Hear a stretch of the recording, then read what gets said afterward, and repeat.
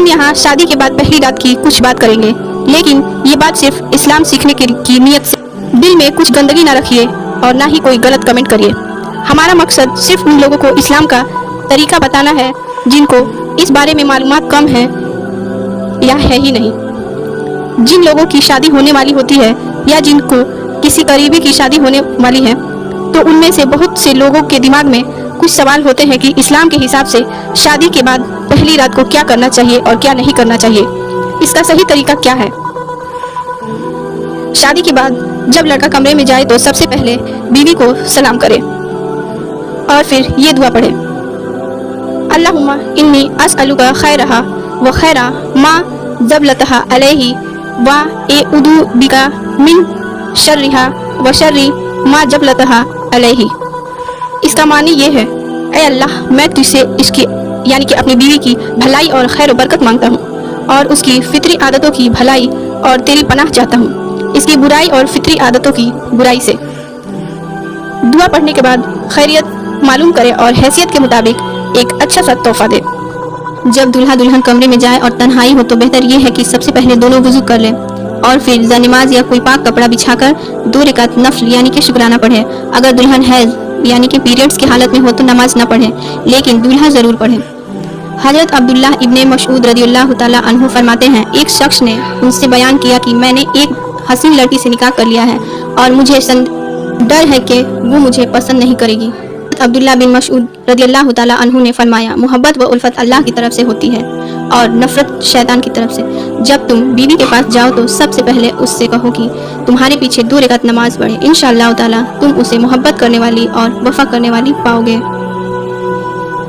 چلیے دوستوں، میں آپ کو نماز کی نیت بتاتی ہوں۔ نیت کی میں نے 2 رکعت نماز نفل شکرانے کی واسطے اللہ تعالیٰ کی، منہ میرا کعبہ شریف کی طرف، اللہ اکبر۔ اور نماز کا طریقہ یہ ہے، سب سے پہلے آپ اور سب نماز کی طرح اس کو بھی پڑھ سکتے ہیں، یعنی سورہ فاتحہ، پھر اس کے بعد کوئی ایک سورہ ملائیں۔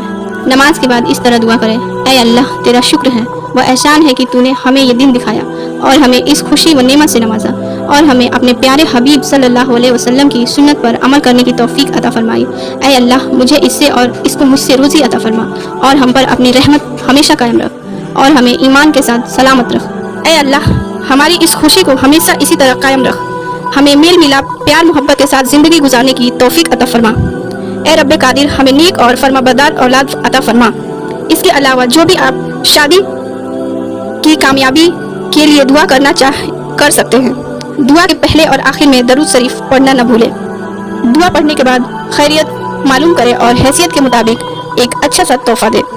اور کچھ کھلائے پلائے اور تھوڑی بات کرنے کے بعد بہت ہی خاص دعا بتانے جا رہی ہوں، جس سے کہ میاں بیوی میں قیامت تک محبت کبھی کم نہیں ہوگا۔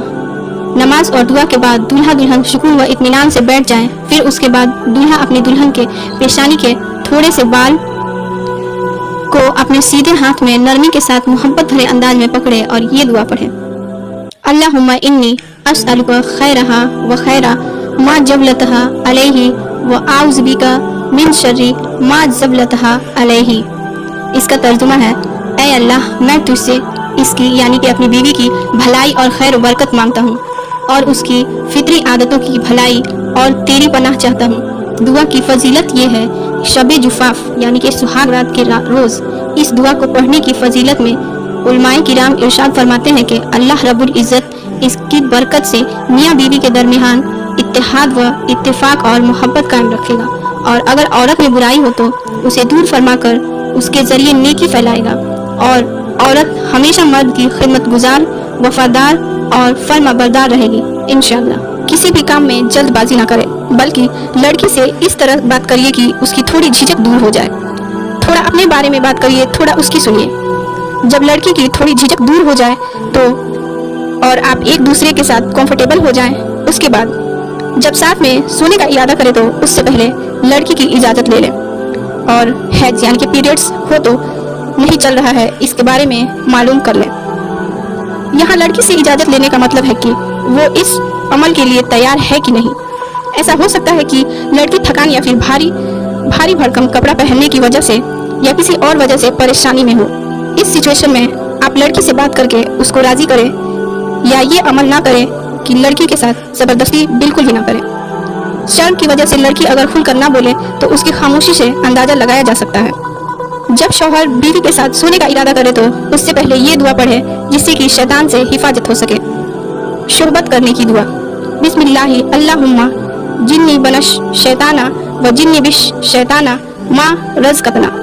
इसका तर्जुमा है, अल्लाह के नाम से ए अल्लाह दूर कर हमसे शैतान मरदूद और दूर कर शैतान मरदूद को उस औलाद से जो तू हमें अता करेगा। जो शख्स इस दुआ को शोहबत करने से पहले पढ़ेगा तो अल्लाह उस पढ़ने वाले को अगर औलाद अता फरमाए तो उस औलाद को शैतान कभी भी नुकसान ना पहुंचा सकेगा।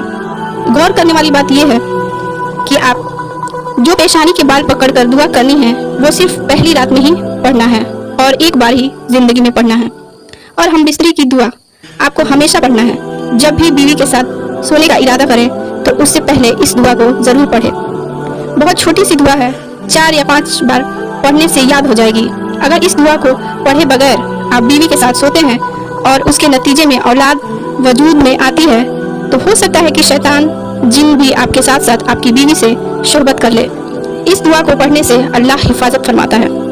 तो फ्रेंड्स, मैं उम्मीद करती हूँ आपको मेरी इस वीडियो से काफ़ी कुछ सीखने को मिला होगा। अगर आपको मेरी ये वीडियो अच्छी लगे तो प्लीज़ इसे लाइक करें, ज़्यादा से ज़्यादा शेयर करें और पॉजिटिव कमेंट आप मुझे कर सकते हैं कि आपको क्या समझ आया, क्या समझ नहीं आया। मैं कोशिश करूँगी आपके क्वेश्चंस का आंसर दूँ।